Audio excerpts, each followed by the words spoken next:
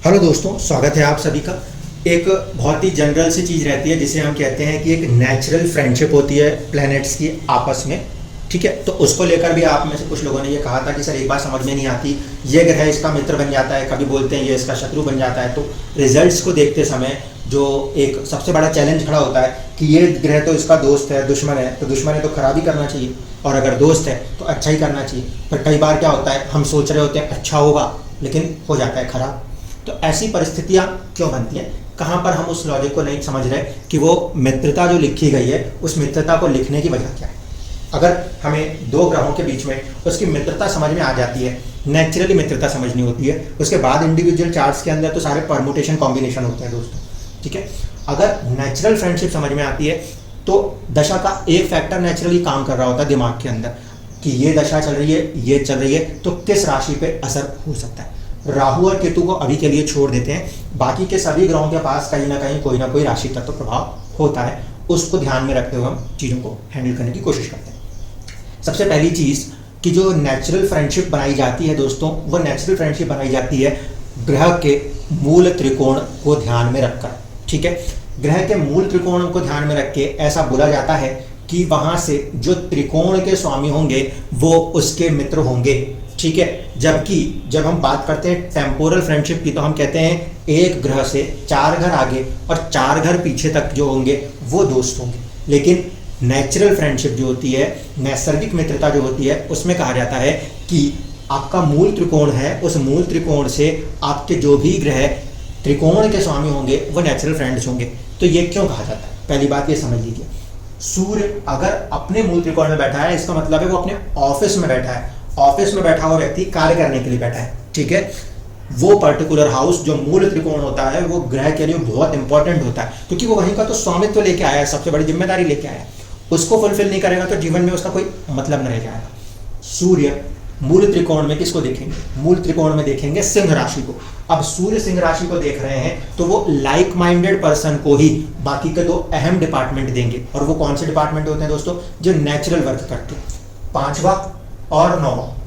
ठीक है, ये 2 ऐसे डिपार्टमेंट हैं जो कि नेचुरल वर्क करते हैं, जहां पे आप चाह रहे हो नहीं चाह रहे हो कोई फर्क नहीं पड़ता। ग्रह अगर नवम में बैठ के चल रहा है या पंचम में बैठ के चल रहा है तो हम कहते हैं कि वो भाग्य पुण्य पूर्व पुण्य से फल करने के आके बैठा हुआ है, वहां पे उसको रोक पाने की स्थितियां बहुत आसान नहीं होती दोस्तों। इसलिए तो सिचुएशन क्या है, प्रैक्टिकली हम इसको क्यों ऐसा लिखते हैं, क्यों ऐसा समझने की कोशिश करें।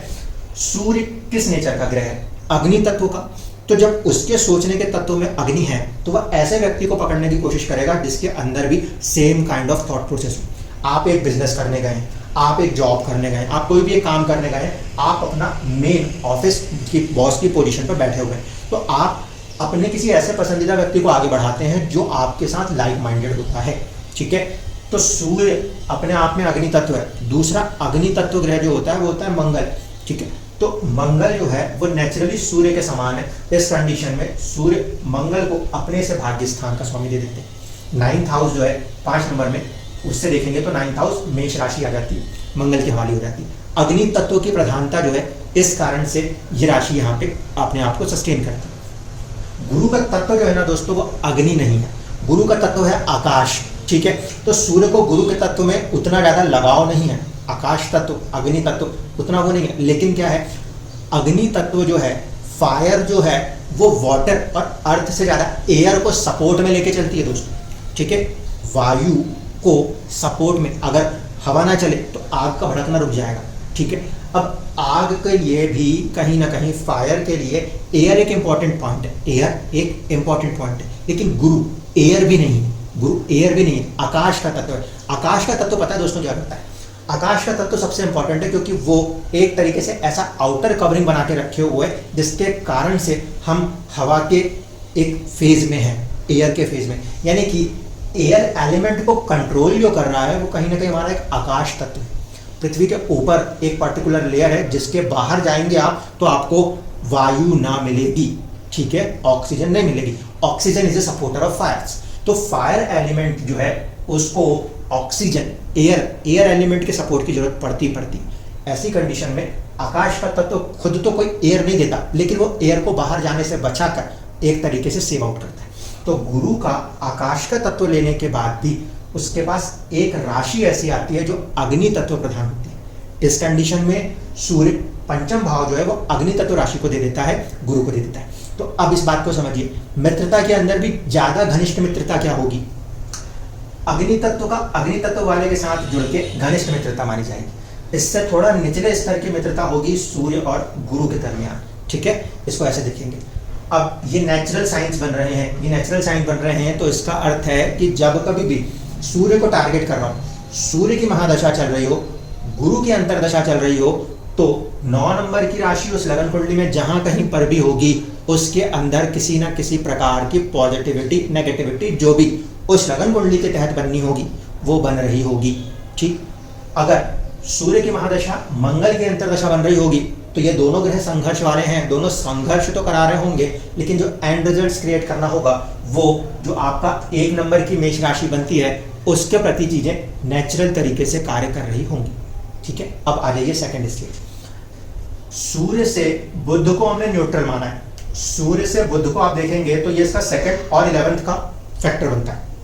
सेकंड को भी न्यूट्रल मानते हैं और 11th को भी कुछ हद तक थोड़ा सा नेगेटिव मानते हैं, ठीक है। तो ऐसे सिचुएशन में सूर्य ने बुध को एक तो थोड़ा सा डाउन वाला हाउस दे दिया है और दूसरा न्यूट्रल हाउस दिया हुआ है। इस कारण से सूर्य से बुध को जब कंसीडर करते हैं तो हम मानते हैं कि ये भी थोड़ा सा न्यूट्रल सा प्लेनेट है, क्योंकि किसी भी केंद्र, ध्यान रखिएगा दोस्तों, सबसे इंपॉर्टेंट होता है केंद्र जिसमें कि काम करवाना होता है, उससे एक ऊपर होता है वो होता है त्रिकोण, जहां पे नेचुरल चीजें आ रही हैं, ठीक है। इस कारण से नेचुरल चीजें आने के कारण त्रिकोण ज्यादा बलवान होते हैं और केंद्र क्योंकि पूरा स्ट्रक्चर खड़ा करते हैं, इसीलिए वहां पे उनको रखना पड़ता है जो एक फाउंडेशन पिलर बन सके। तो ना तो बुध केंद्र में है ना ही त्रिकोण में है। ऐसे स्थिति में अगर बुध के प्रभाव को देखा जाए तो सूर्य बुध के प्रभाव बुध की दोनों राशियों के लिए सपोर्ट हैंड बन जाया करते हैं, 3 नंबर भी बन जाते हैं और 6 नंबर की राशि के लिए भी बन जाया करते हैं।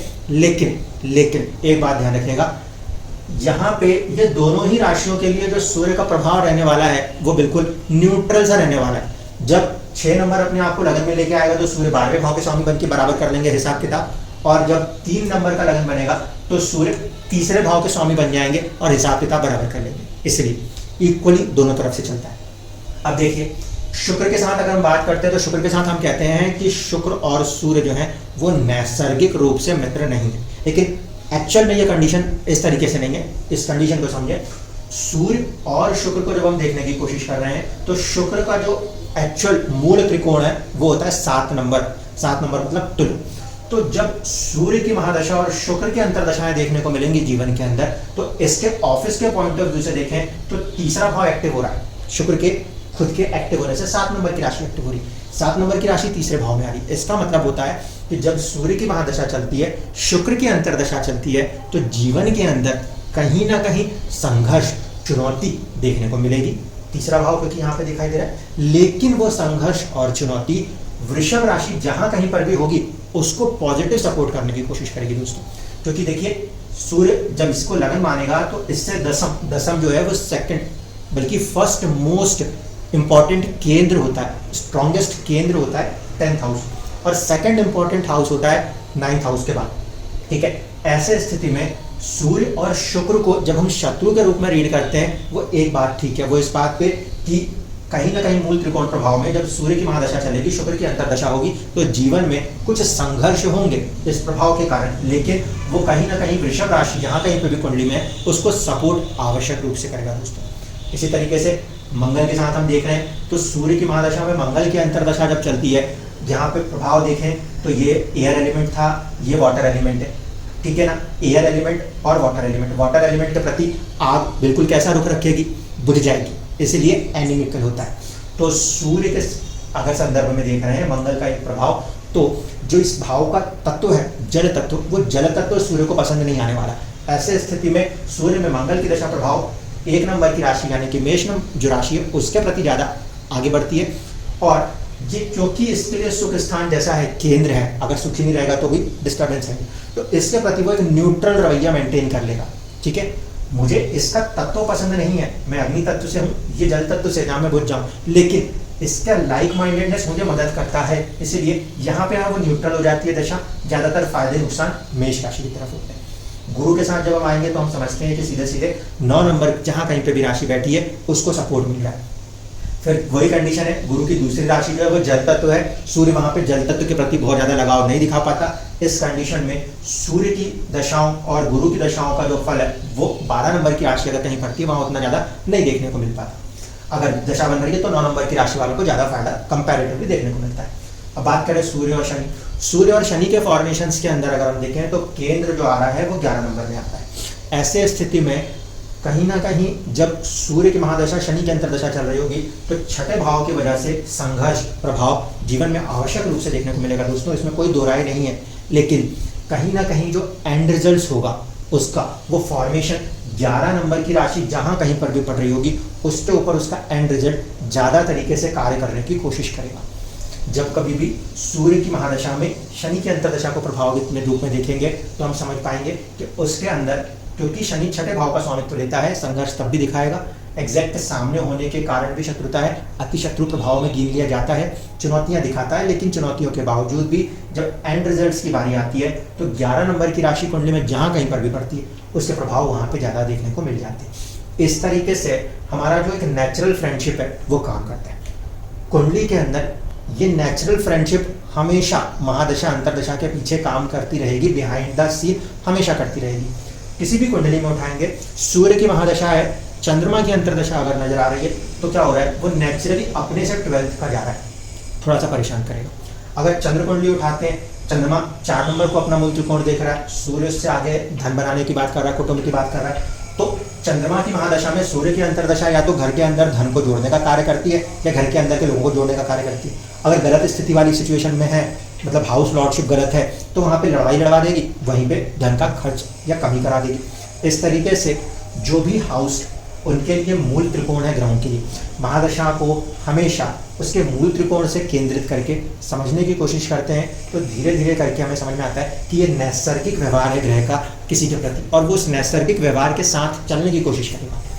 कुंडलियों के अंदर जब ग्रह एक से दूसरे में फ्रेंडली या एनिमिकल होकर बैठते हैं तो उसका जो प्रभाव है वो चीज़ों को बदल देगा। अगर सूर्य के साथ मंगल मित्रवत होकर, मतलब एक राशि आगे या एक राशि पीछे बैठा है या उससे 4 घर आगे पीछे होकर बैठा है, मित्रवत होकर बैठा है, तो इसका मतलब होगा सूर्य की महादशा मंगल की अंतरदशा के अंदर और ज़्यादा आसानी से और ज़्यादा बेहतरी से वो कार्य करने की कोशिश करेगा मेष राशि की तरफ। ये कंसिडरेशन। लास्ट में आता है कि ग्रह जिस भाव में बैठा है उसके प्रति उसके साथ मिलकर कार्य करेगा, क्योंकि ये दशा के ऊपरी पॉइंट से मैं आपको बता रहा हूँ। जब इसको अप्लाई करने जाएंगे तो ये प्लैनेट्स ऐसे ही बैठे हुए दिखाई नहीं देंगे, अलग अलग राशियों में अलग अलग भाव में बैठे होंगे। तो ग्रह जिस भाव में बैठा होगा वहाँ पे प्रभावित करेगा, लेकिन दशा में अंतरदशा के स्वामी को वो हमेशा इसी एक रूल से ट्रीट करता है। इसीलिए नैसर्गिक मित्रता जो है उसको हमेशा ही देखा जाता है कि वो नैसर्गिक मित्रता उस पर्टिकुलर प्लैनेट को किस प्लैनेट के साथ और किस राशि की तरफ नेचुरल इंक्लिनेशन देगी। उम्मीद करते हैं कि ये चीज़ समझ में आई होगी। इसको हम कुछ कुंडलियों के अंदर एप्लीकेशंस कर करके देखेंगे कि कैसे उस लॉजिक को अप्लाई करते हैं और फिर रिजल्ट्स की तरफ हम पहुंचते हैं कि महादशा में ये अंतरदशा प्रॉब्लम देखे गई तो किस राशि के ऊपर प्रॉब्लम कितनी आई और किस राशि को उसने बचा लिया। धन्यवाद।